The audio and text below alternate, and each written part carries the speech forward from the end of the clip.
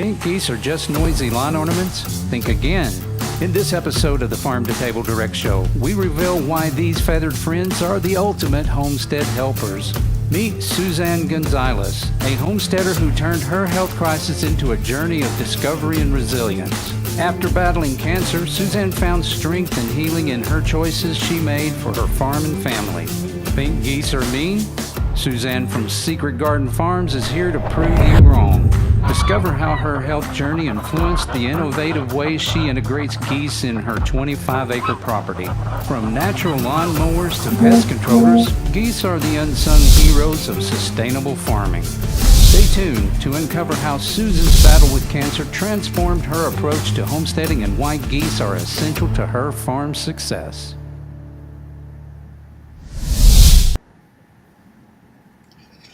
Susanne Gonzalez is the co-owner of Secret Garden Farms in Oklahoma, where she and her husband Frank have created a sustainable homestead by raising geese and chickens. Originally from Germany and a former military member, Susanne's innovative practices, including the plans to build underground coops for temperature control, have transformed their 25-acre property. Following a personal health journey, Susanne has focused on the health benefits of goose meat and actively engages in the community through annual workshops on bird processing. Her expertise in integrating geese into the homestead ecosystem has made a significant impact on sustainable farming practices. Susanne, welcome to the show. Hi, how's everybody doing?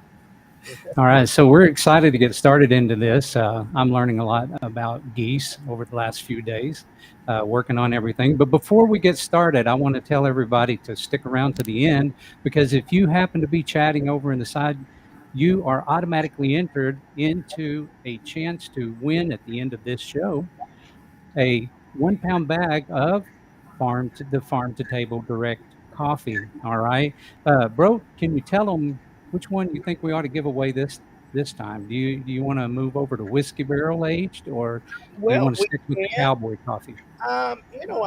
The cowboy coffee was really awesome, but I don't know. That whiskey barrel aged was pretty good too.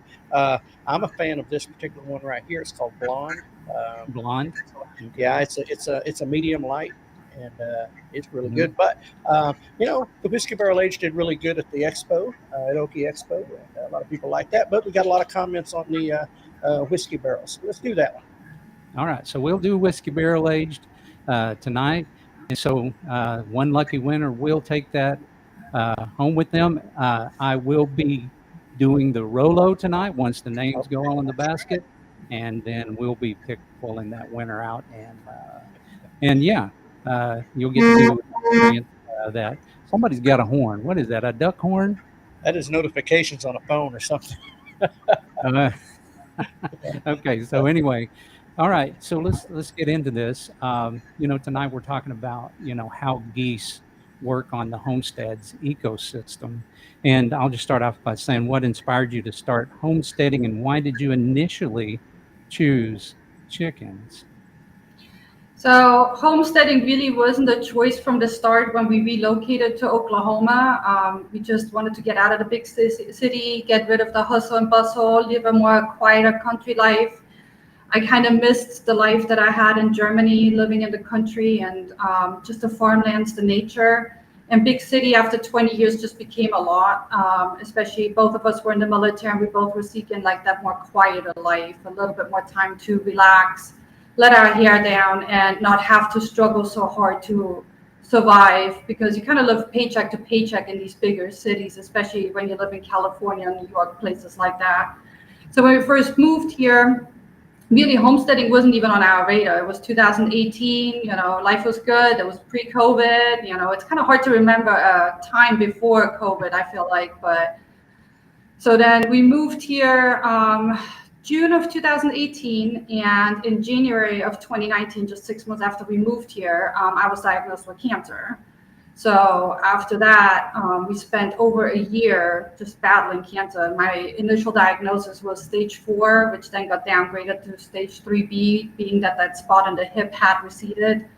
And it was just a lot of chemo treatments, surgeries, and everything that was going on. Well, then it felt like we were coming out of that whole battle with cancer when then COVID came. And my husband's daughter, she got to come stay with us permanently, and she really liked chickens and animals. So we got 2 dogs and we got her chickens, and it was a fun journey. She really enjoyed raising them. And as kids are, after a while, they kind of lose interest on having to do the same routine over and over. Well, as she was starting to lose interest on chickens, we kind of had to ask ourselves, like, is this something that we want to do? Or do we want to continue to raise birds, or chickens the ones we want to raise? My husband and I both were not really fans of chickens. When you walk out and 3 roosters come right at you, attacking you, it makes it a little difficult at times, saying, like, I really want to raise chickens for the rest of my life. So I ended up meeting Candace Blair from Happy Heart Homestead in Newcastle, and we traded some roosters for a couple pairs of ducks, which Hans and Gertrude, our Muscovy couple that we got from Candace, still lives here on the farm. And I will say it was Candace's and Hans and Gertrude's fault why we are now what we are and having all these birds on the farm. I told her flat out, I was like, I blame you that we have all these birds now. But it's all in good fun. We love the ducks. We love the geese. And a year later, so in 2021, is when we added our first Emden geese. And they were young and they were goslings, and we just really had a joy raising them. It was such a good time with them.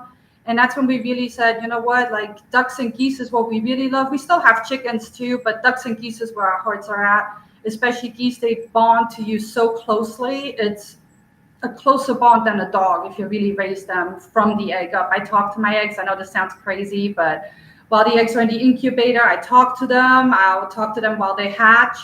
And they just are so bonded to you that, like, if I walk outside, they follow me everywhere. I can call them and they come running from wherever they are on the property. And it's really just a unique experience having that with a bird, because it's something that you don't hear about geese every time. I'm pretty sure anybody that you know that ever had an experience with geese will tell you, they're so mean, they chase you. And in the meanwhile, they're the sweetest things. Like, they'll come up to you, they'll hug you, they'll let you pet you. And they'll just sit and hang out with you. They're really, really friendly, docile creatures if you get to spend the right time with them, as I would say. I think a lot of people meet them during mating season, which then we'll talk about a little bit later, can create completely different issues. But we just fell in love with geese and the goslings, and my husband was head over heels for them too. He just loved how sweet they were and how easy they were to raise. And we decided to stick with rare breeds for the most part as we can, and just start a small homesteading journey for the health benefits as well as our soul. Like, it gave us so much peace, so much quiet, and so much just comfort being amongst the birds outside in nature and spending time with them out there, that it just felt right for the first time in our lives. It felt like this is what we were meant to do. Well, listen, you talk about the geese, and I mean, you mentioned earlier that you have like 50 on property. That we do. And I was actually kind of surprised when you talked about just how what they're able to do, helping you manage Yes. y'all's land. I mean, can you kind of talk about that, and particularly the stickers? I mean, that was kind of a fascinating part of that. Mm-hmm. So, I mean, we had no idea when we moved to Oklahoma. My husband loves to be barefoot in the grass. And when we moved to Oklahoma, we learned really quick that barefoot in the grass doesn't really work so much when you have stickers, right? I mean, the spawns, like, it's just that the needles are so hurtful when you step on them. And it's worse than Legos when you have a trip on them. But what I've done a lot of research on and found in a video from OU where they talk about how to manage stickers. And their main consensus was that fertilization is how you really get rid of the stickers. Yes, you can use pesticides, and you can use like Roundup and glyphosate and all of that. But with that, you hurt the natural soil. So your better option would be to fertilize. And if you can fertilize organically, it's even better, because then the nutrition in the soil that grows with you. Well, we on our property seem to be living on straight up clay red dirt. That's it. Like, there's the spots where we might have some nice soil is down in the tree lines where you wouldn't plant the garden, for example. So, like, up here where the house is at, it's all just that hard packed red clay Oklahoma soil. And so for us, we're like, well, how are we going to fertilize 5, 6, 25 acres that we have? You can't just keep spending money and buying all these fertilizers. And the ducks and the geese were then one of the items that we said, you know what, if we have that, maybe that can help us out. Well, it was the first year was a trial run. We had about 12 geese out there, and they lived mostly around the house. We didn't have a garden planned or anything like that. So it was just the grass that was here naturally. And as they were eating the young shoots of the grass, and I mean, geese poop, for lack of better description, every 15 minutes uncontrollably. They can't hold it. It just happens. And when you watch them, they eat it, but as it comes out the other end, it's still green. They don't process it as much as, for example, a cow would or a goat would. So you literally are putting almost fresh chewed grass back on the ground. And as that then breaks down and creates that natural compost on the soil, now you're starting to have more fertile soils, which then makes the stickers go away for the most part. So around the house area where we've been having the geese for the last 3 years, we don't have any stickers anymore. If the dirt's not disturbed and the geese were able to do their job, then there's no more stickers. So it's starting to grow further and further away from the house. The stickers are becoming less and less because we are working with that fertilization concept of the geese.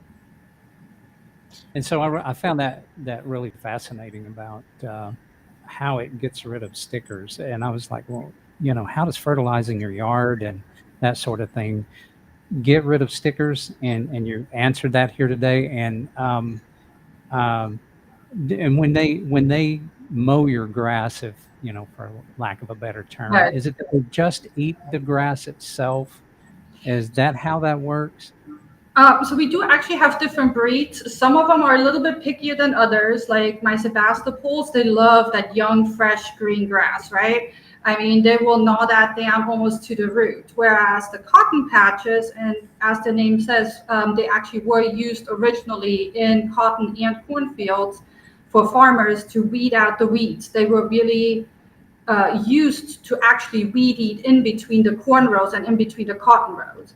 They will eat other weeds, for example. Like they won't just eat the grass, they'll eat your lamb quarters. They eat your even the sticker grass, which is a little bit more tough. We also have the African geese. They will eat the grass when it's a little bit taller and a little bit more tough. So the different breeds that we have all have a little bit of a different preference. I call them spoiled because some will eat what others won't. It's like when you have different kids sitting on the table and the one says, I don't like tomatoes, but I like nuts kind of thing. But in teamwork together, they're mowing the area around the house and the property that they get to stay at quite evenly. And they'll take it down to about 2 to 3 inches on average. So just following along with that a little bit more, do you have a combination of different kind of birds for different types of uses? Yes. So the chickens will be the ones that actually will kind of till your ground. So in areas where the ground needs to be a little bit agitated for seeds or for fertilizer and stuff to get into a little bit more, I'll let the chickens go up for a while.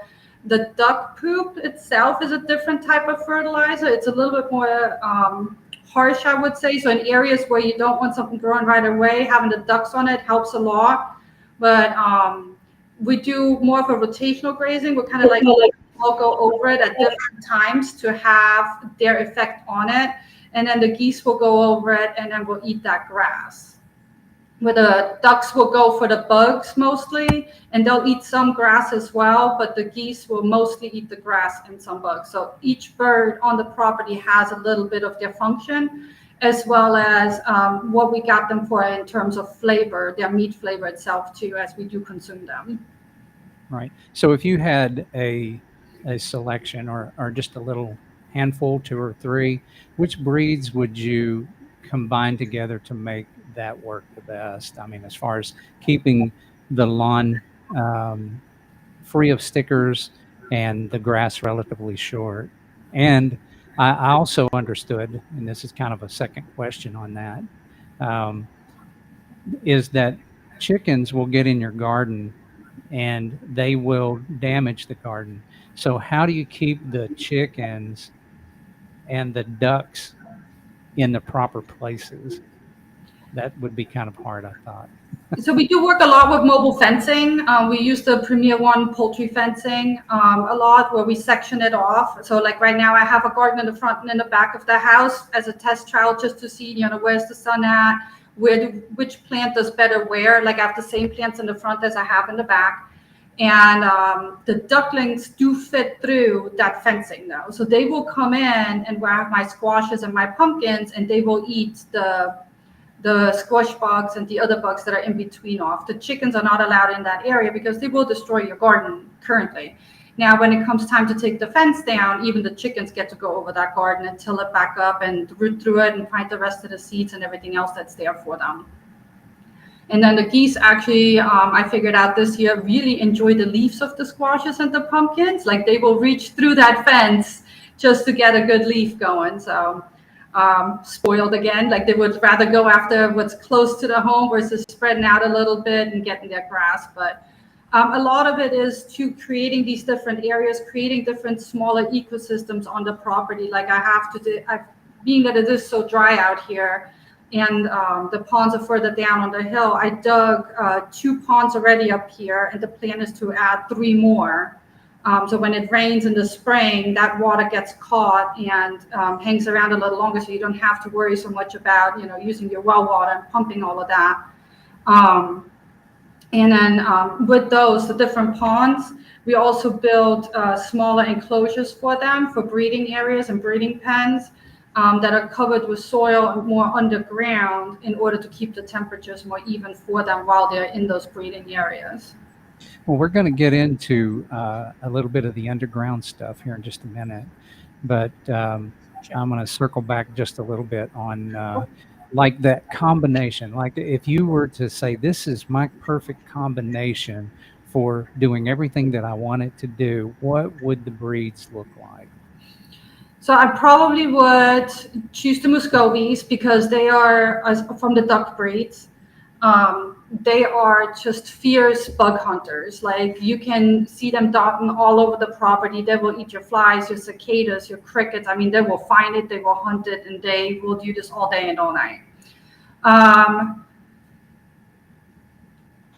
Chickens are very beloved. I probably would skip the chickens in this scenario if it was a perfect world. So I'm not necessarily a chicken wrangler, but I do love our model Javas. They're great chickens. They're dual purpose breed and they do have a good meat on them.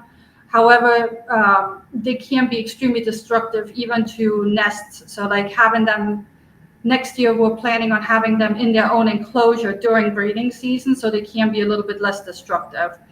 So it would be the Muscovies. Then I would get myself Emdens because the Emdens really are your grass eaters. They will just go and eat grass all day. And the Cotton Patches would be my third breed because they really will eat everything else besides grass. So in order to really manage your property between the bugs and the fertilization and then also the eating of the grasses and weeds, those would be probably my preferred 3 breeds that I would just have. Okay, everyone out there. So if you caught that, and if you didn't catch that, go back and listen to that section again so that you can write down those breeds. If those problems are something you're facing, you're looking for a little bit of help around the maintenance of your yard, go back and write those down. And so we're just going to move on to a question here. And this is Chris.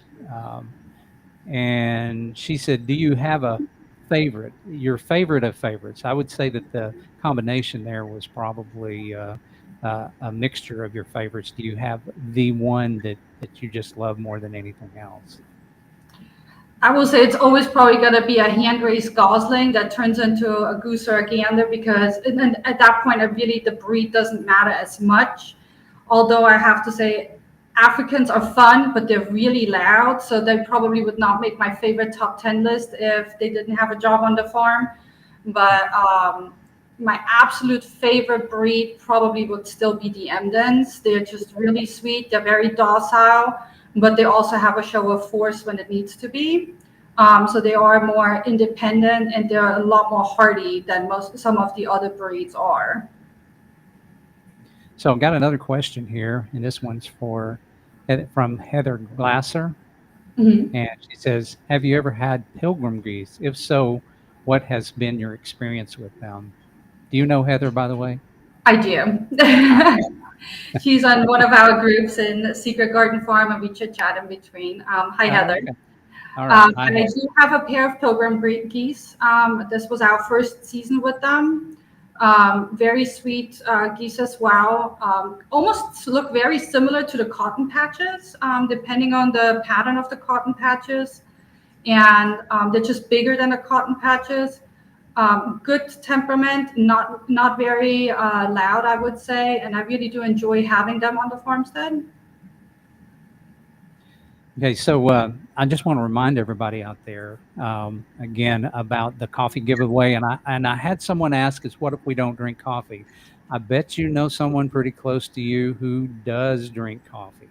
Okay, so you can still be the winner. We'll still send it to you, and you can give it to whoever you would like, but give it to them pretty quick because this, when we do coffee, we roast it the day it ships. Okay, it's roasted the day it ships. So by the time you get it, that coffee is about as freshest coffee that you can get. Now we're going to get back into the show, but before we do that, I just want to remind everybody that if you're interested in geese, this is your time to ask questions. You know, we bring the experts on, and we give you guys the opportunity in the live broadcast to actually live ask your questions live to Susan here. Yeah, So Chris, you want to bring yeah, up surviving in Alabama because he had okay. asked, do Muscovy require swimming water? They do not officially. They do enjoy it. They love splashing around in water, but Muscovy ducks technically aren't a true mallard duck. They're kind of like being put on the same level as almost like wood ducks and almost like a mix of geese, which they are different in temperament. Their meat is also very different, but they do not require water for swimming as long as they have a container. And honestly, that goes with all your ducks. If you don't have the room to give them water to swim in, as long as you have a good container for your ducks and your geese where they get their head and their whole bill in, where they can really wash out their nostrils, they really don't need pools or ponds to swim in. They could, technically, you could raise all of your waterfowl that way, where they just stick their heads in water buckets so they can wash themselves out. Now, during mating season, you may want to provide them like a small amount of water, like kiddie pools work really well. The Muscovy ducks actually mate on land, so they don't even need water for that, and they're a lot easier. But overall, your waterfowl in general could be technically raised without swimming pools if you really needed to for a while. Okay, so Hope that answered your question, Chris. yeah, I hope that got it, Chris. So I just want to move a little bit further along in it. Yep. You were talking about the underground coops, and I want to get into that a little bit because that was a really fascinating part to me, and I thought, you know, that never really even occurred to me to do something like that. But can you explain how these coops work and why you decided to build them? So, living in Oklahoma for the last 6 years, I'm part of the Oklahoma gardening group on Facebook, and I've been watching them. And honestly, it's one of them, like if it's not late frost or just a grueling hot summer without water, it's the crickets then destroying like the whole crops and stuff like that. So like I've seen the gardeners really struggle during that time. And I've always was raised on greenhouses, like in Germany, where I grew up in. A greenhouse made perfect sense for that fall, even summer season. It got hot, but it never got as hot as Oklahoma. Like we've never experienced 106, like at 105 degrees, like we had today when I grew up in Germany. Now this has changed with climate change and all that, but so we were talking about possibly putting a greenhouse out there, but I was like, in the summer, a greenhouse, that glass, it's just going to get too hot in there. Then we visited a couple of our friends, the Oklahoma homesteader, Jeff. We visited his tunnel. And then up here we have a neighbor, they do greenhouses. And they have the tunnel greenhouses too, but they have to open them up in the summer, and it gets just extremely stifling hot.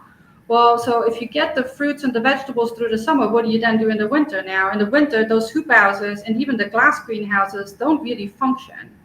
So we did a lot of research on sod houses, and then there's a guy in Nebraska. He has a greenhouse that's halfway in ground and halfway out of the ground, and they use the geothermal heating for it, where they do the pipes underneath it.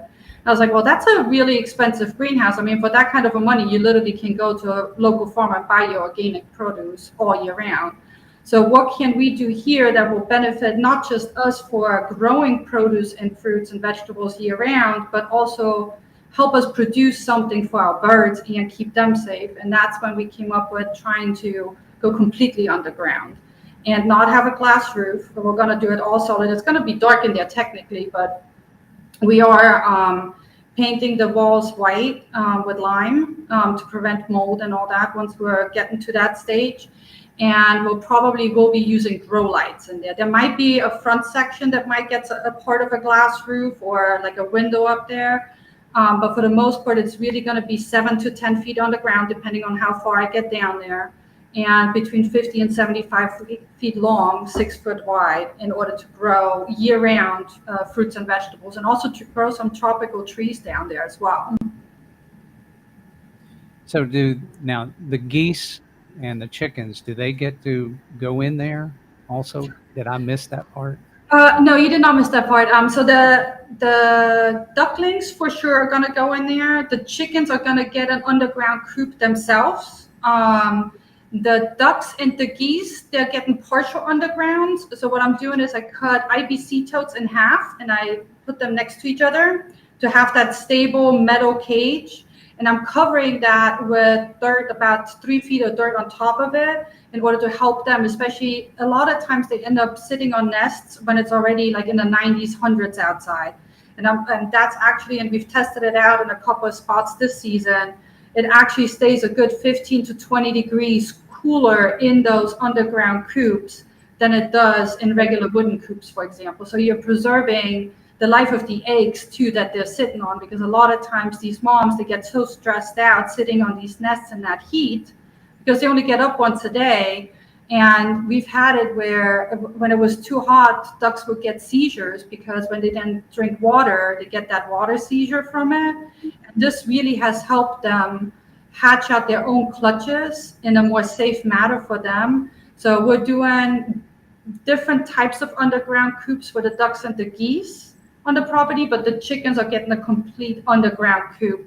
And then the back part of it is going to be an underground greenhouse where we grow food and sprout seeds specifically for the chickens. But the ducklings will get to go in there, and we'll also have a plan in place for some quail, where then that's going to be almost like an aviary. One of the underground greenhouses is going to be an aviary for quail and another meat addition to our farm. So did that make sense? Did I explain that okay? Yeah, I was going to repeat it back to you to make sure that I understood it. Gotcha. But maybe this question over here is going to do a pretty good job of asking about it. It says in the underground hoop houses, now this is Heather, how tall are you planning to make that?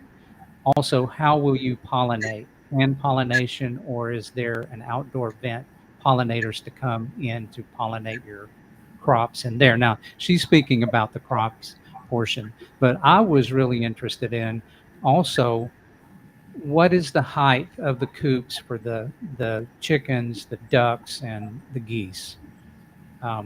Because the way I understood it, and correct me if I'm wrong, you're setting that on ground level and then you're covering it over the top. Is that how it was? You put the half of the IBC tote there, and Right. then you cover that over the top, the dirt up 2 or 3 feet high over the top of that. But the actual IBC tote is set in ground level. Yes. So for the ducks and for the geese, the duck coops are a little bit lower than the goose coops. The goose coops I'm trying to have 3 feet in the middle because the geese are a little bit taller, so they can get in and out pretty easy. The ducks, I use the long side of it because they also like to share nests. So the duck one is about 2 feet high.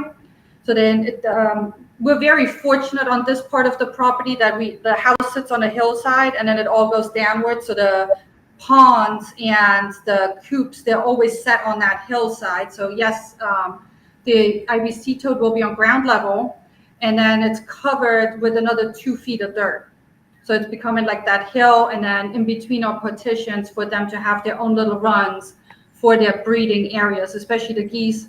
We do mate them one-on-one, one male, one female, and they each have their own run with a coop to themselves. So like that small area with a small bathing station as well, which is a 40-gallon tank where they can swim around in and clean themselves. So each of those runs is going to have that. If everybody's interested, I can go around today or tomorrow and take new pictures and really describe them, and they can check it out on our Facebook page on Secret Garden Farms, and I introduce that a little bit more. It's currently still a work in progress, so it's not 100% done yet. But when people come for farm tours, I do show them around too. Now the chicken coop and the greenhouses, I'm hoping to get down to 10 feet. It really depends on the rock and on the soil, how hard it's going to be. Rain has been helping me out quite a bit. Like it softens it up so I can't scoop it out. I'm currently about 6 feet down, so I'm hoping to get 4 more feet further down on that. And then what we're going to do is for the roof, because we have all these trees out back, we're going to put the trees over the roof and then cover that with dirt too. And then in that 10-foot deep greenhouse that's 50 foot long, we should achieve 55 to 85 degrees year round. So that should be the fluctuation. So the winter, we're looking more around 55, 65. Summer's between 75 and 85 degrees for that one. Then she was also, and you may have been going to get to that, but how do they pollinate?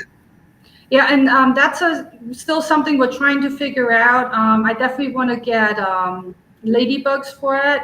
We're hoping to get bees on the property. I don't know if I can let bees in there and they will come back. Like I quite haven't figured that out yet. Definitely in the summer and in the spring when it's not quite so hot outside, depending on how the temperature stays, I wouldn't mind like having a screen door where bugs and stuff can't fit through. And then the ducklings pretty much will go after and then, eat the pests out of it. Hand pollination is also a possibility, that's for sure. But we do hope to kind of create an ecosystem inside of it that kind of takes care of itself. Kind of like the botanical garden in Oklahoma City does, where they do have the butterflies and everything in there. We just haven't quite gotten to the point yet figuring out how that's all going to work. If somebody is an expert in that one, we would love to hear about it, would love to see it. I am aware of hand pollinating with a brush and all of that, and I know how to do that. But It'd be a lot of work. Yeah, if we don't have to be hands-on ourselves, like the better. But I'm not against having bugs in there, just trying to get the beneficial ones in there. This year, actually, I will say we were very minimal on bugs, crickets, and everything. I don't know if it's just now starting, but we haven't seen a lot of bees. We haven't seen a lot of butterflies or anything like that on our property this year, and it's quite surprising, I have to say. Yeah, I just was catching some chatter about that in the last few days on some different places that seems to be a problem. And it's not just around here. It's not just in this part of the country. It seems to be a big problem that there's a lack of the pollinators, a lack of the bees and the butterflies out doing what they do. So I don't know. So, right. Some might say it is a conspiracy. I wasn't going to go there. But anyway. I do have a couple of friends that keep bees. And so as we get to that point where we then start planting the greenhouse and all that stuff, which we're hoping to get to by next year, maybe we can put actually a bee swarm in there or a beehive in there. And if we can't do that, then that would be probably ideal, because it is going to be a pretty big space. And for a beehive, that should be pretty good. So did you take this model from ideas from somebody else, or was this something that you and your husband, Frank, kind of brainstormed? Well, so we've been watching a lot of different YouTube videos, and we've heard a lot of people talk about these underground greenhouses. And then I saw the first video I've ever seen is like guy grows oranges in Nebraska winter. That was one of the YouTube videos, and if you're looking up oranges in Nebraska, that video will pop up just like that. And we've watched several other people then doing these underground greenhouses, but they all have about 2 to 4 feet in ground with a huge glass dome over it. But glass in Oklahoma with our heat, you're just burning what's in it. And so we went to, I think it's called the Natural History Museum in Norman, the Ed Noble Museum, and they have an exhibit with the sod houses up there. And so we started doing some more research on the salt house, and it's just kind of like combining different things we've seen and trying to make it work as good as we can here with modern technology. Like if we're using grow lights, we're probably going to put little solar stations out there so we're not tapping into the regular electricity that we're using. And trying to make this a little bit more sustainable so we're not coming out of pocket like $1,000 a month on electric bill, for example. So Right. Combining modern innovations with proven old concepts that always have been around is really what we're trying to shoot for. Right. I think that's a good idea. And let's see. Just wanted to kind of bring this up. I don't want to go too far down this path because we might lead into conspiracy. But no pollinators. It said no. The pollinators took a massive hit years ago nationwide. They have recovered from 3 to 4 years ago. It's bad and a concern for sure. So that wasn't really a question. That was more of a statement. And I wanted to just kind of put that up there because that could be, good information, for people who are wondering, well, why are the pollinators not being seen very much? So I want to move into a little bit about, Susanne, you mentioned your health journey and how it influenced your decision to raise geese. Can you share a little bit about that and then follow up with what health benefits have you found consuming goose meat compared to other types of meat?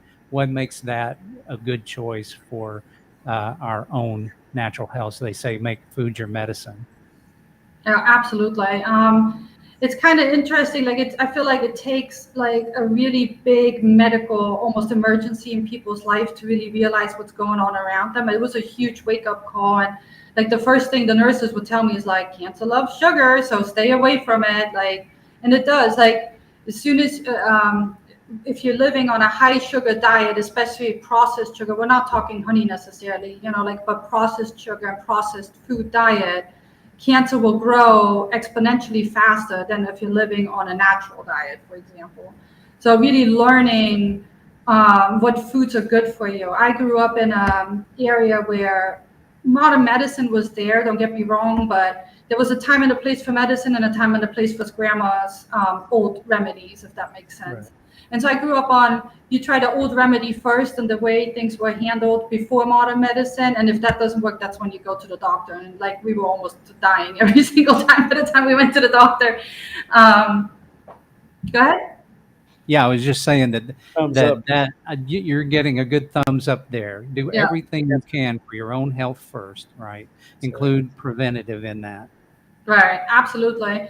And so like, coming out of California, moving here and really seeing how people are raising their cattle versus mass-produced cattle, like how people really are loving to just be one with nature. Like the culture out here reminded me so much of the way I grew up back in Germany that I was like, I want to bring that kind of back. I want to live a more natural lifestyle again. And it wasn't just meat, but also like the herbs, the foods that we grow and eat, like and then it's just realizing how much lies are out there. Like you can buy something that says organic on the packaging, but then you look it up and there was a lawsuit about them falsely advertising their foods as organic, even though it was the same stuff as the other, and they just made more money with it. So really, I mean, you can't prevent everything, but you can try your best to minimize it. And I feel like if you make just every day or every week or every month just a little bit step closer and choices closer to living more natural, like maybe not eating out as often, not buying as much processed food, maybe even trying to bake your own cakes and breads for a little while, it will bring you back closer to that home. I think a huge misconception on YouTube that gets spread is like when you homestead, you raise your cows and your goats and your sheep and you have chickens and you have this giant garden. But back then when our grandparents were living and having their own gardens and stuff, they weren't doing everything. Everybody did something and then they shared amongst their neighbors. And that's really the culture that's out here in our area. Like we share a lot amongst each other. We produce things and then gift it to our neighbors, and then in turn our neighbors will gift back to us what they can give. And it's just a beautiful way of living together in a smaller community. I have not felt this close in a close-knit environment where you know your neighbors since I've lived in Germany, and that's after 20 years was so refreshing to find again. But then going into the meats, so the other thing was when you have so many surgeries, especially upper body surgeries, like, yeah, do you want to raise a cattle for that delicious steak? Absolutely. But who's going to wrangle that steer? You know, my husband by himself. And if I can't help him, how we're going to do it? So we decided with the birds, let's see, do different birds have different flavors? So the heritage breed chickens have like that classic turkey taste almost. A smaller bird, so you don't have to have that 30-pound, but a 8-9 pound chicken is something easy that I even can butcher myself. The Muscovy ducks are like steak. When you take out their breast, if you look up Gordon Ramsay Barbary duck breast, that's a Muscovy duck breast that he's preparing for you, and it's a delicacy in France. And it's like a filet mignon when you have it. The Saxony ducks are like pork. The harlequins is that classic duck roast that I really enjoy eating. And then the geese, it's just something I grew up with. Like, I never grew up with eating turkey in Germany, so I grew up with that flavor of goose meat. And when you raise it on your property, any animal that you raise on your property, you know exactly what that animal consumed. And they say you are what you eat. And if they're eating good foods and healthy foods and foods that are not touched by pesticides and chemical fertilizers, when you consume their meat, you already consume a healthier meat, and it's more nourishing for your body because you're giving them quality food, which in turn makes their meat more quality to you to consume as well and nourishing you better. Yes. So I want to move on because we're already moving quite along with the time here. Actually, bro, before we get into that next section, I think we ought to take a little time. And when we get back, we're going to talk about the nasty rumor about how mean those geese are, and possibly find out why that is and how to handle it after this. Right. All right, ladies and gentlemen, are you ready for the freshest cup of coffee you've ever tasted? Welcome to Farm2Table Direct Coffee, your destination for specialty coffee roasted to perfection. At Farm2Table Direct Coffee, we offer a wide variety of premium coffee beans, and unlike the commodity coffee that is on the shelves at most of the stores, our beans are hand-picked for ripeness. No machines, no junk, hand-picked for ripeness, the best beans, available in several packaging options to suit your needs. The process is simple. Place your order, and our expert roasters get to work. Your coffee is roasted and shipped the very same day, ensuring peak freshness and flavor. I tell you, it couldn't be easier. From placing the order to receiving notifications throughout the process, Farm2Table Direct Coffee keeps you informed every step of the way. For the freshest custom roasted coffee, visit our store at farm2tableDirectCoffee.com. That is farm2tableDirectCoffee.com, and experience the difference that the Farm2Table Direct Coffee can make in your morning routine. Farm2Table Direct Coffee, from the farm to your table, the freshest coffee guaranteed. Right there's the barcode. Right there, scan that. You go straight to the website. It is quick and easy, folks. Bro, I got some in the mail on the way myself. Yeah, I seen that the other day. Yeah, your order. You do love blonde. I'm going to be careful with the way I say that. But anyway. So let's get into Geese's behavior and the I guess the undeserved reputation. I mean, I think everybody has that in the back of their mind. Don't get too close to them, or they're going to chase after you and all of that. So you mentioned, I'm sorry, can you explain the difference between a goose and a gander and their roles on your farm, and how that relates to this misnomer about the meanness of the geese? I will say, like, geese really are the most misunderstood farm animal probably out there. I mean, we all know how a buck will probably sideswipe you and a bull might run for you, but most people really just have that image of a goose or a gander in mind where they have their wings open and will chase after them. And it can happen. However, if you understand them and understand why they're doing it and what you need to do, it actually makes a lot of sense. So for the most part, people, when they come to visit our farm, they're very surprised that the geese are just all walking around out there. They're following us, but nobody's really attacking anybody. And currently we're off season. It's not mating season. It's not breeding season. So the animals are all pretty calm. And they just hang out. They just eat, and they raise their young right now out there. Even though I feel like this year's has been so weird because like I have one gander right now. So ganders are the males, goose is the females. I have one gander right now that acts like we're in the middle of mating season. And my silver little Kia seems to be the victim of his attention. So as soon as that car leaves, he will chase after it in the driveway. But if you ever are on a farm, or especially with the Canada geese, I mean, they're pretty much everywhere on our public ponds right now. If and it's probably most likely, I want to say 95% of the time, it will be the male that will come after you with wings wide open. If a goose comes at you with their wings wide open, just stand straight, make yourself tall, put your arms out there and be bigger than the goose, and they will back off 99% of the times unless you keep provoking them. And what happens is, a lot of times when the ganders get, and I don't call them aggressive, I call them defensive. They usually, when a gander comes after you or comes close to you, starts making noise, starts flailing his wings, you're probably somewhere within 6 to 10 feet of their nest and where his female's at. And knowing that, you should give you an idea that it's time for you to just simply back off, like keep an eye on them, don't turn around, but just walk away from them and give them their space. Just like when you have your own house, you don't want intruders in your house. Geese are the same way. They're very protective of their little area where they're trying to hatch out their eggs and then raise their young.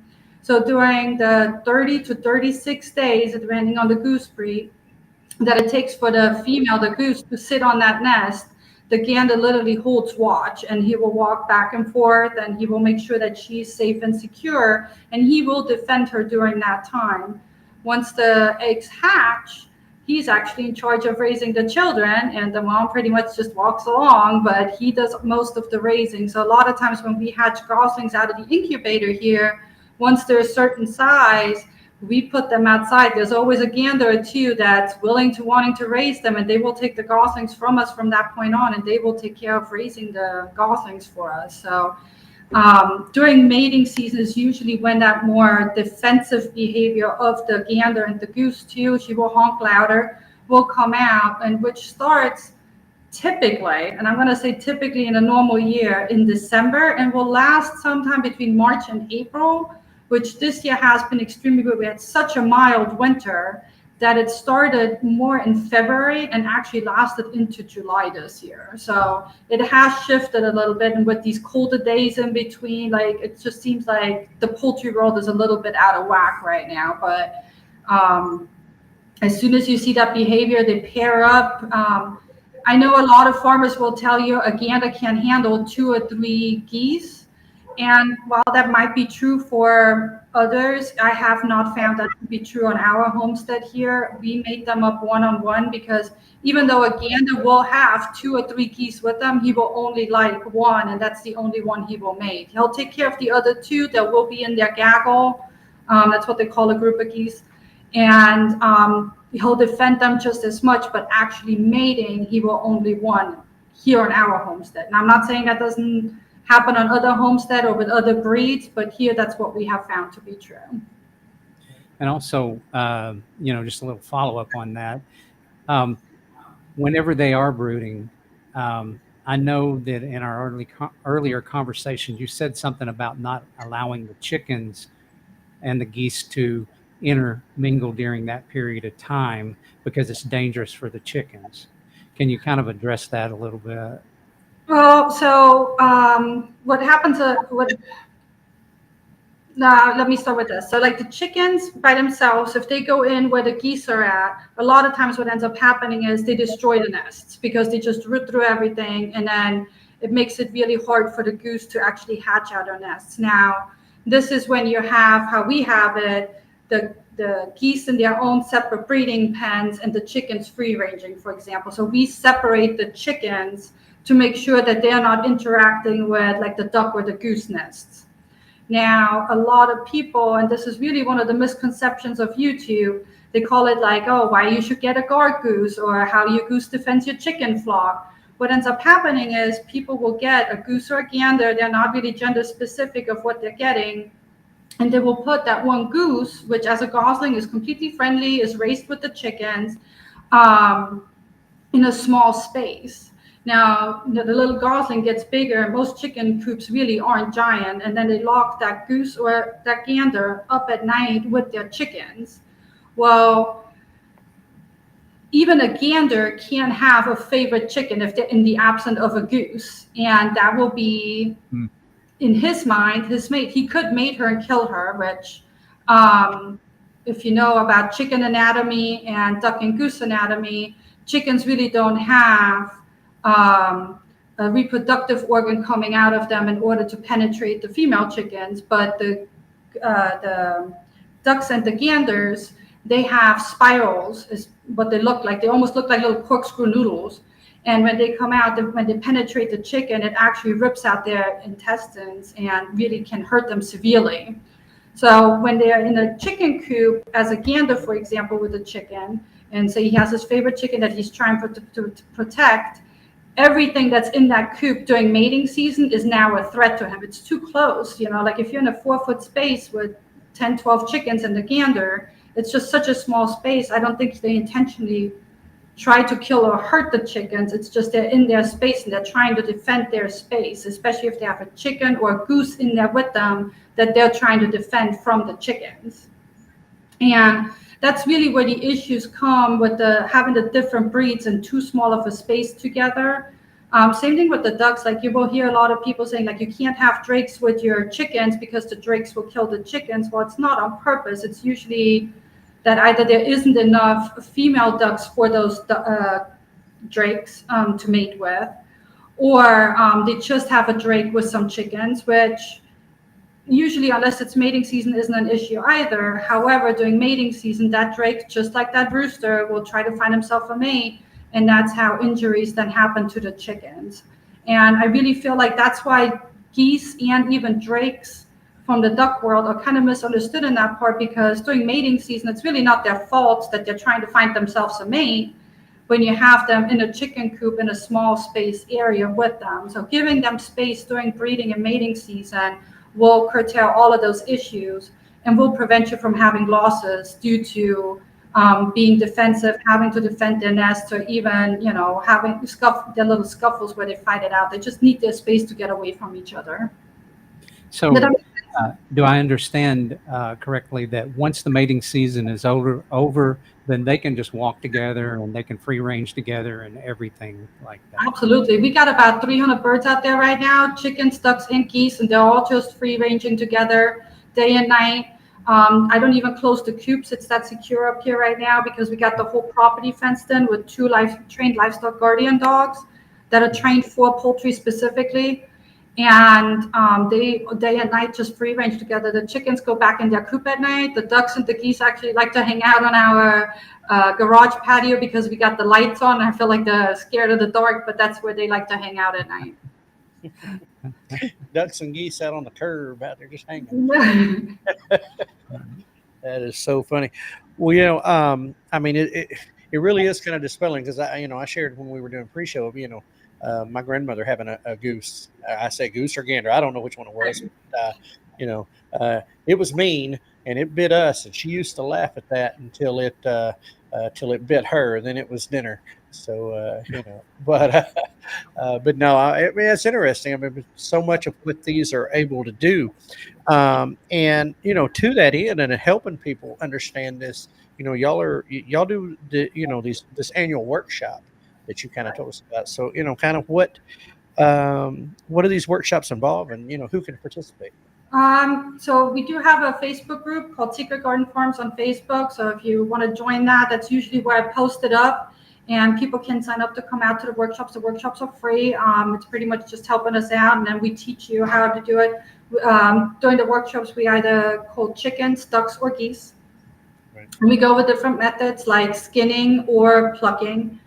And it's just being educational about it and taking away that first sting. Like a lot of people that get into the homesteading don't have anybody to show them how to do it. We didn't have anybody showing us how to do it. So we had to literally learn from YouTube on how to pull out first ducks, and it's trial and error. And if you're a little squeamish about it, it's not the easiest thing to do. What time of the year should you do it too? Like you're reading up on, it's best financially to harvest ducks at 3 months, like 12 weeks of age. But if I look at my Muscovies at 12 weeks, there's nothing on them.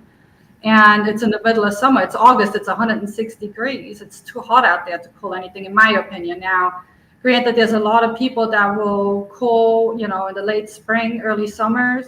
Due to my health issues, I cannot tolerate the heat very well. We wait till October, November, depending on when it cools off. And once we're hitting like the 60s to 80 degrees during the day, that's when we start culling and start holding these workshops. So we're not struggling out there in the heat. And it also helps with the preservation of the meat as well, because you're not now fighting bacteria growth and everything in the heat. It's already cooler out there. And then the carcasses go right into the cooler, cool down and chill down. And then we talk about how to take the intestines and everything out, how we process them, and then what we do with them too. Like we dehydrate the feed for dog treats, for example. We cook out, if we deflesh the carcasses and we package the meat separately, the carcasses get cooked out for broths and all that stuff. So we do talk about all of that, and people really get to learn hands-on themselves how to do it, and they get to watch, observe, and then try themselves. And so it really is a hands-on, get in there workshop. So folks, kind of put that, go check them out at Secret Garden Farms and kind of get on that. Now, obviously this had to have helped. You talked about your community around your farm. How much has that helped build that community around your farm? Oh, absolutely. It's helped tremendously. You get to meet so many people, like-minded people that, you can pick their brains because they know something about this area, but then they come back to you and ask you questions. You start to share that knowledge. And it's literally like how it used to be, where you can just sit together and you can talk for hours and you won't even know that time has passed because you have so many interesting new ideas. And as you're talking and you're learning from other people, learning from you, it's just amazing. It's wonderful. It's hard to explain it to somebody that's not part of a community like that, because I feel like homesteading, farmsteading on YouTube is very different to what it is in real life. And being amongst your peers in your community from all walks of life. You have people that were in the military. You have people that used to be business owners. You have people that used to be executives, and they're all coming down to that level of let's live with nature again. Let's live with the farms. Let's eat healthy. Let's nourish our bodies and discuss not just what's going on in the Homestead, but sometimes you discuss politics. Sometimes you discuss medical advances. Sometimes you discuss even history and stuff. And it's just something that you can't learn online. You can't just watch a TV show about it. It's just something that happens in a community that strengthens the community and brings more knowledge to everybody. Yeah, that is what it's all about with the community right there. Right, and it seems like a good bartering system. They get educated, you get some help when it comes time to process them, and so that all works out good. And do they get to take some of the meat home with them?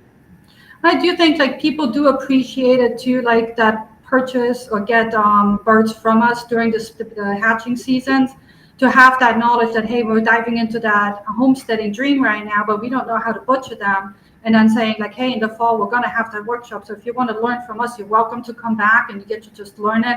You're not alone in this whole fight by yourself. You don't have to reinvent the wheel alone. So do you sell the birds also to people who are looking to get into it? Yes, we do. It's not per se like a financial huge money-making business.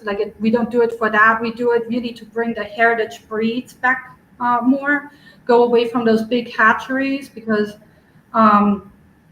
there's just a lot when it comes to big hatcheries when you get them shipped to you, where there's so much loss in the mail sometimes. Like I've had birds shipped to me where out of 40 ducklings, only 2 survived. And I really want to take that away, that heartbreak away from people having to experience that. And that's why we offer them in the spring to kind of like offset the cost of feed a little bit. But it's more to really bring these old heritage breeds back to life and teach people about them and then bring that to their homestead. So I want to go over to chat just a minute. Duncan Family Farms says, I assume farm raised taste better than wild geese. Probably. So you haven't had wild geese, I guess. I don't I've know. never had a wild goose, no, but I've had a wild duck before, and it was a lot gamier than a farm raised duck.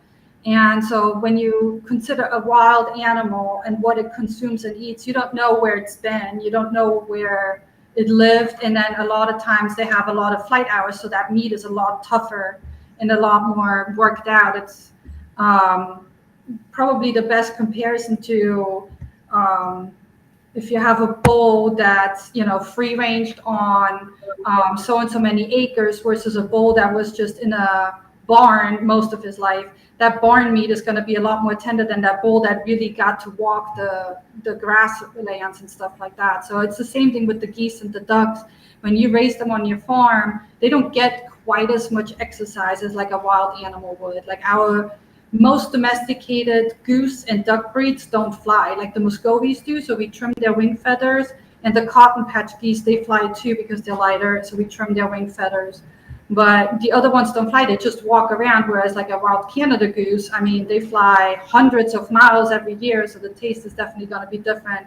And who knows what city they land in and what they consume and where they eat. I mean, a lot of them will land on landfills or ponds where just trash gets thrown away. So you never know what these birds have eaten when they weren't raised on your farm. So I was just laughing here about what Chris Thompson said. She said, wild duck tastes like mud. So there you go. There's the firsthand experience with wild ducks. I can imagine. Yeah. So we're going to go ahead and try to wind this down a little bit. And, there's so much in the chat that has been going on over there that we've just not really been able to keep up with it. Right. Heather has been dropping information bombs like crazy over there. Yeah.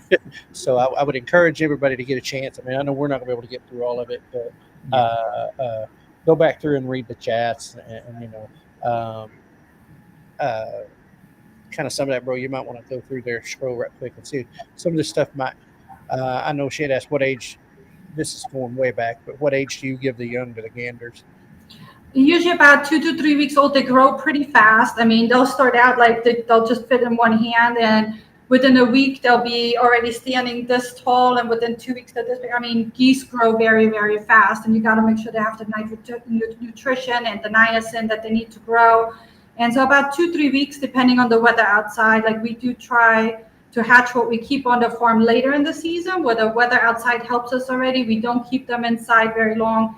Even our heritage breed chickens, I mean, at 2 weeks old, they can live in 70 degrees. They don't need heat lamps anymore.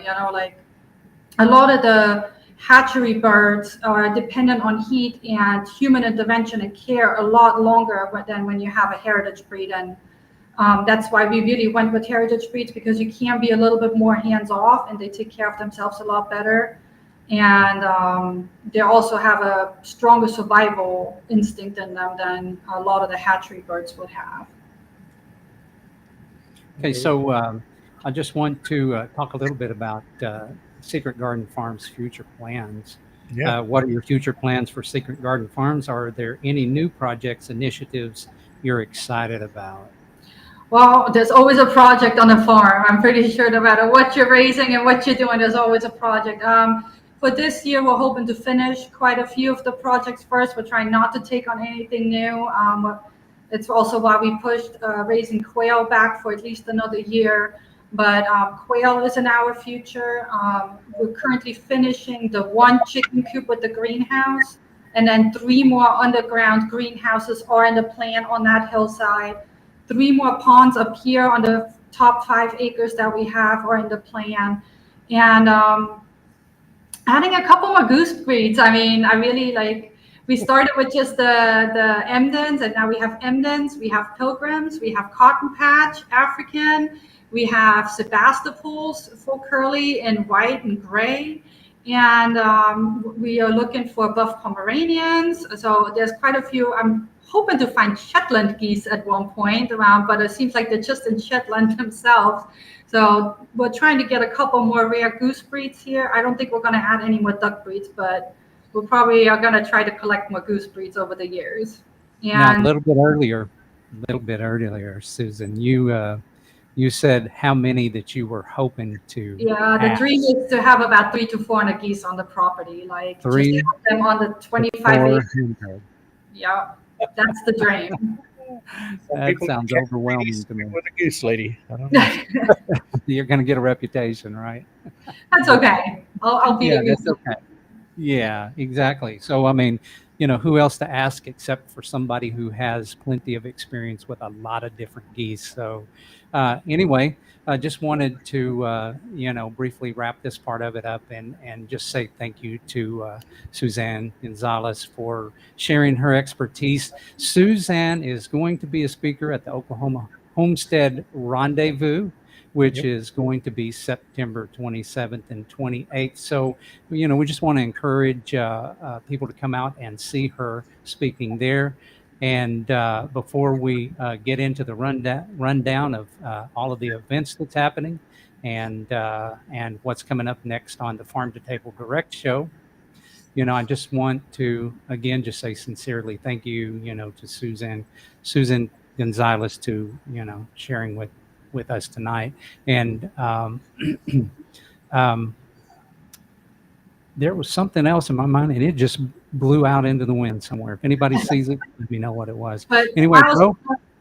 I also want to thank the two of you. I mean, it's been such a pleasure working with the both of you, having that pre-interview and everything. I mean, thanks for putting on that show. Like, it really helps bring in awareness of different topics out there. So thank you, Keith and Ryan, for making this happen. And I saw today you have a huge crew in the background that really helps make that happen too. So thanks to everybody in the background that makes that happen as well.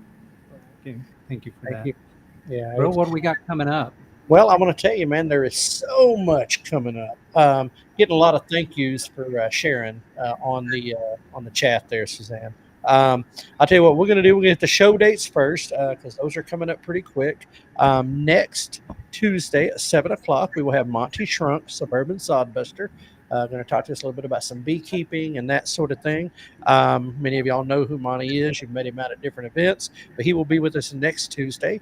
The following Tuesday on the 20th, Morgan Hedricks from Wild Root Country Store will be in talking about quail processing.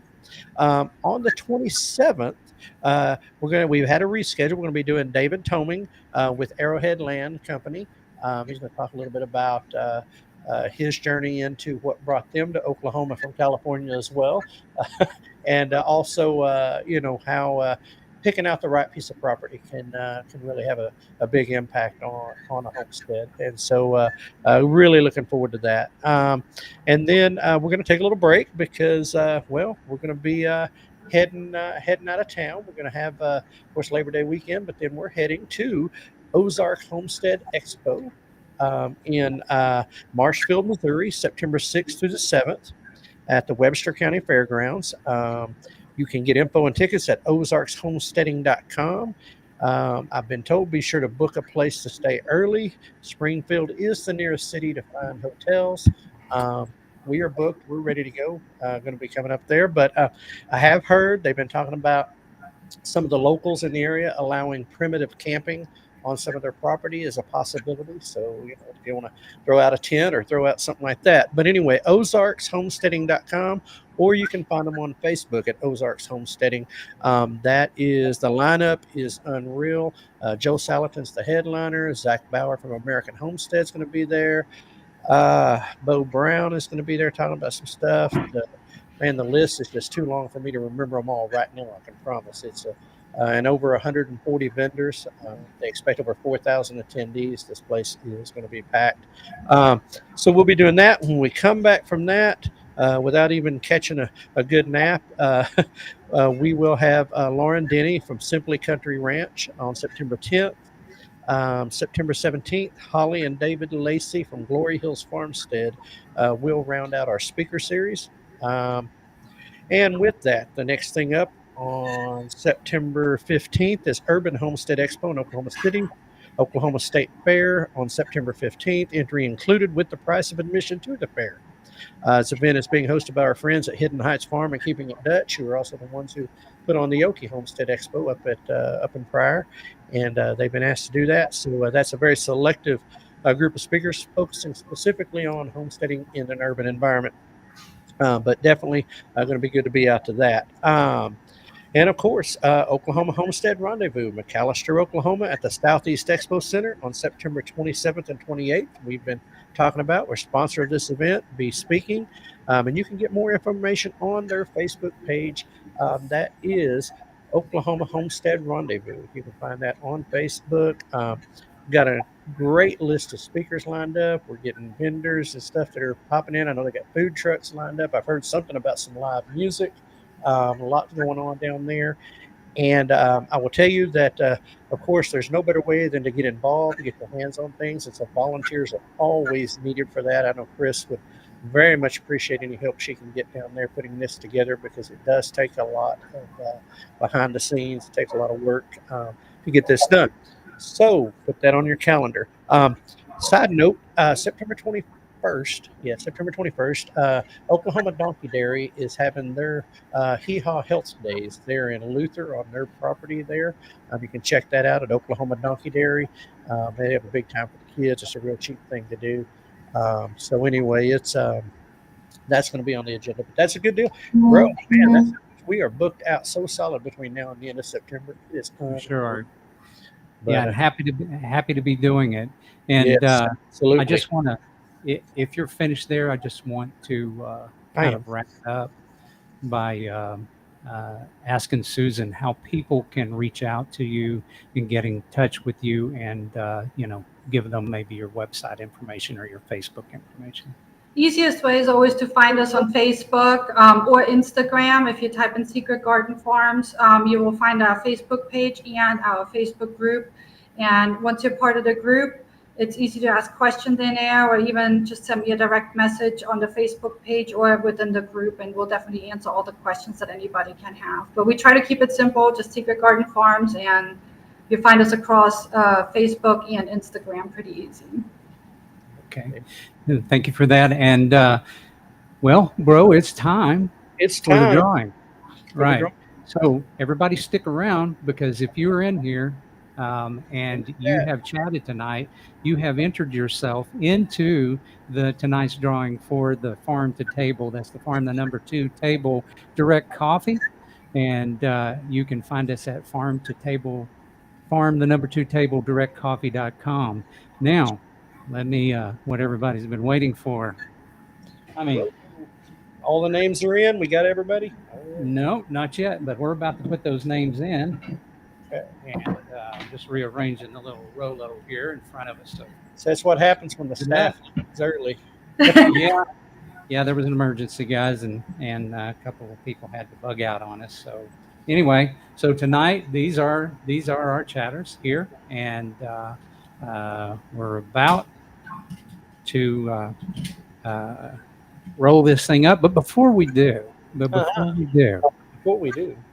don't miss next week's episode, because we've got an exciting announcement for you next week. I'm telling you what, you got to be here. Oh, you definitely want to go there. You definitely want to.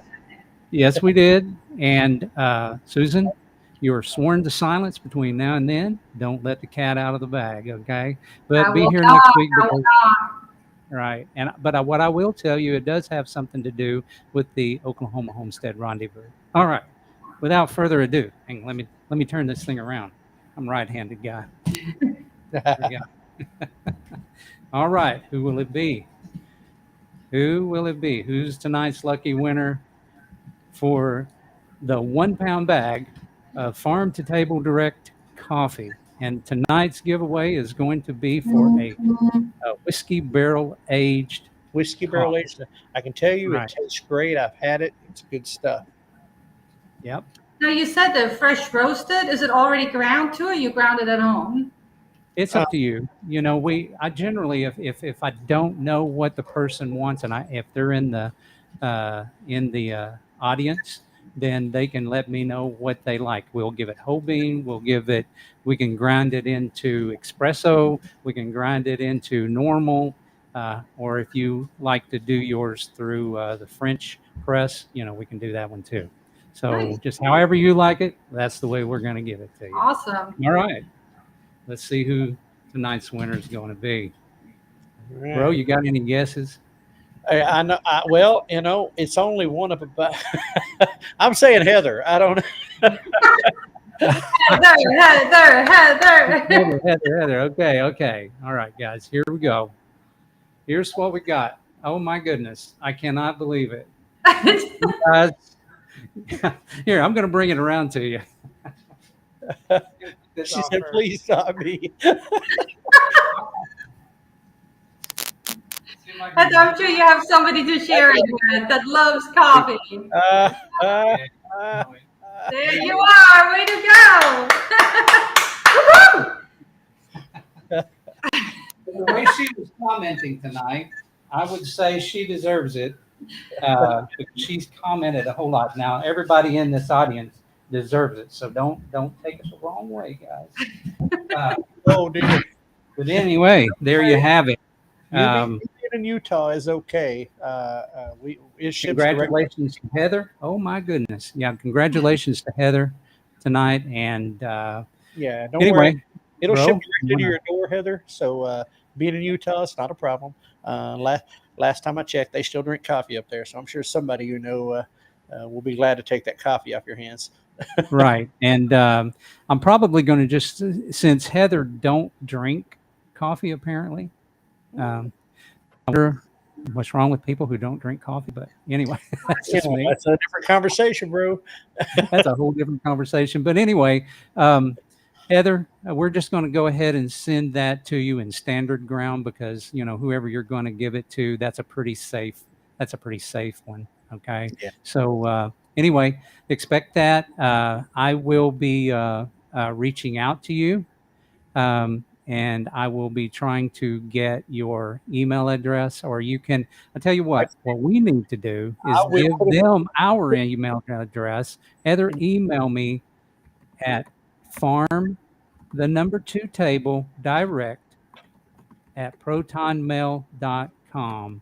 Let me see if I can type that over there real quick because I don't.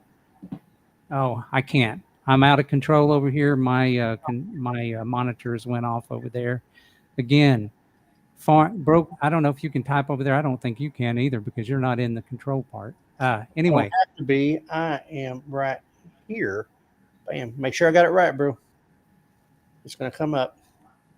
Right. Boom. There you go. Farm2Table Direct at Proton. No, not Proton. I'm sorry. I did mine. I'm sorry. Farm2Table Direct at protonmail.com. Protonmail.com. Got to get this right, guys. At protonmail.com. Yeah. So anyway, while he's taking care of that, I just want to thank everybody for showing up. And once again, those who are in chat, we appreciate your chat tonight. We hope that you'll show up for further interviews because we always learn something here on the Farm2Table Direct Show. And we're in the best community in the world as far as I'm concerned. And one of the things that I've said in the past, and I really mean this, is that we think that the homestead community is the solution to what we see going on locally. I think that not only locally, but in our state, in our government, in the United States, and as a matter of fact, in the world, we are the solution to a lot of the problems that we see going on in the world. And we want to thank all of you guys for, showing up, participating, and making this a very nice event. And again, a special thanks goes out to Susanne Gonzalez for sharing her expertise with it. We sure have enjoyed having her on with us. Oh, absolutely. It's been blessed. My cat is trying to knock my lighting off its table over here. It's going crazy. But anyway, sorry about that. Yes, it has been marvelous. It's been great. And yes, our community is, as we say each and every time, #stronger together. That is what it's all about, and building community and building relationships. And so definitely, one of the things we do each and every week, each and every episode, we sign off a particular way, and that is usually we'll say prepare for the unexpected and keep it local. But we're in different studios tonight, so I'll say one half and my brother will relay back the other half. Susanne, again, thank you for being here. Everybody in chat, thank you all for being here. Glad that you all joined in, and hope you'll be back with us next Tuesday at 7 o'clock. And as always, here at the Farm to Table Direct Show, prepare for the unexpected and keep it local. Now I've got to go over there and turn this thing off because go turn it off. Yeah, little awkward moment at the end. Thanks, everybody. See ya.